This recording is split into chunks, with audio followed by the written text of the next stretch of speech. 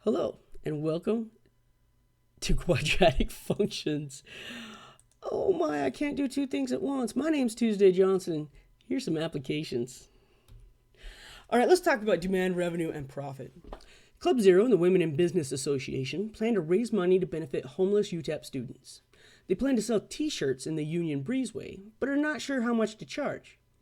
The math department, where Club Zero is, claims that they sold 400 t-shirts in a week at $8 per shirt.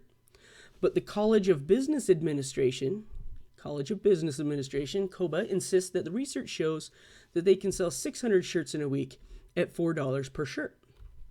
So what we want to do is we want to find a linear demand equation for the t-shirt sale. Okay. First, we collect data.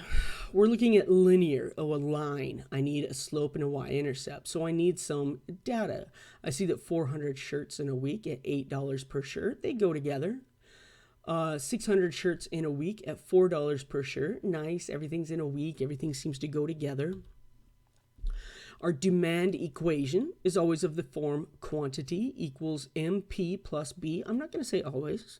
I should say usually. There are times that we will rewrite our demand equation, but we don't necessarily refer it to it as the demand equation when the variables are mixed up. It really depends on the text you're reading at the time. So this is usually the way it'll be until somebody else tells you different. So with the P as the price for the input, it tells us that the price must be the x coordinate, right? Whatever's on the inside, it's the independent variable. That's going to be our x value. On the isolated, right, on the outside, the output is going to be our y value. And once we have our 2 points, we can find our slope. 600 minus 400 is 200. Make sure you subtract in the same order. 600 minus 400, I take 4 minus 8. Even though it gives me a negative, I got to deal with it. Negative 50 is our slope, which means as our x value goes up by 1, for every $1 increase in price, we'll sell 50 fewer t-shirts. Okay? We can also find the y-intercept. We have y, which I used 400, equals m, our negative 50, p, see, I said y equals mx plus b. I really meant q equals mp, right? The price that goes with 400, plus b. We can add 50 times 8 to both sides to get b by itself. And 50 times 8 happens to be 400. So when we add 400 and 400, we get a y-intercept of 800. And we have our demand equation. So we have the demand equation. Use this to determine the weekly revenue as a function of the unit price P, right? Because this is linear demand. Hello, it's a quadratic function video. Where's the quadratic? Well, we're going to make it. Revenue function as a function of the price P. So P is going to be my variable. What's revenue? Revenue is always price times quantity. And if we look at price times quantity, literally P times Q, that's P multiplied by, let's replace Q with negative 50P plus 800. And I encourage you always just distribute that P and simplify. R of P equals negative 50P squared plus 800P. Fantastic. We have revenue, but you know what? You don't get a lot of free things in college, and when it's offered to you, take it unless it's a credit card. Just say no. UTEP charges the clubs $250 per week for use of the breezeway. Little asterisk here. I have no idea how much they charge. Don't quote me on that. Write the monthly profit P as a function of the unit price P. Now, this is another thing that mathematicians will do to you. How could P be profit and P be price? Uppercase and lowercase are different. Mathematicians don't have 26 letters in their alphabet. We have at least 52, and that's only if we're using the English alphabet. Capital P is profit, or sometimes percentage in other equations. Unit price is P, little p, or lowercase p. So keep those, be precise when you're writing. In general, profit is revenue minus cost.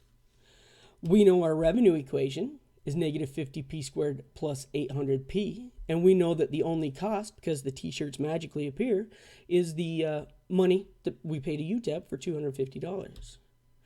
This tells me that my profit in terms of price is negative 50p plus p squared plus 800p minus 250.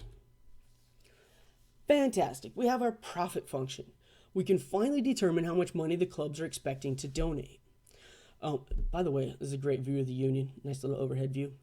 First, let's determine the price of the t-shirts they should charge to maximize the profit.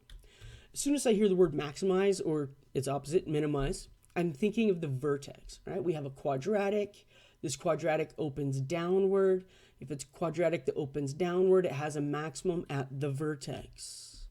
The input variable is p. So p equals negative b over 2 times a. Negative 800, divided by a negative 100 will be a positive 8. So they should charge $8 per shirt. The problem starts in words. It's always a good idea to answer it in words to make sure your units and your numbers make sense in terms of a real world problem. So we know how much we should charge per shirt. What is their largest possible weekly profit? It sounds like my dog's ready to go off, so I might have a quick pause, but we'll see. In order to find the largest possible weekly profit, we use the price of $8 in the profit equation. So I'll put 8 in everywhere I see a P. I'll evaluate, and I get $2,950. That's right. In a sentence, the largest weekly profit is $2,950. That's a lot of money to give the homeless for a week's work.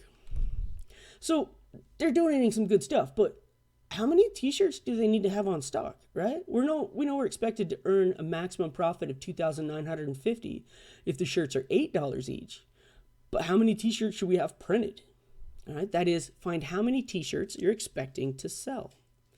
Well, don't forget that we have a quantity equation. Our demand equation is exactly that. It's telling us how much the public demands. So our quantity is negative 50p plus 800. If our price is $8, we can substitute.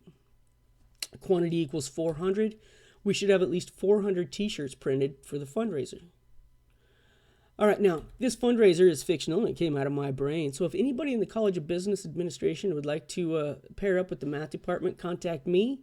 I'll get a hold of Club Zero and we can do a fundraiser anytime. Don't forget to subscribe.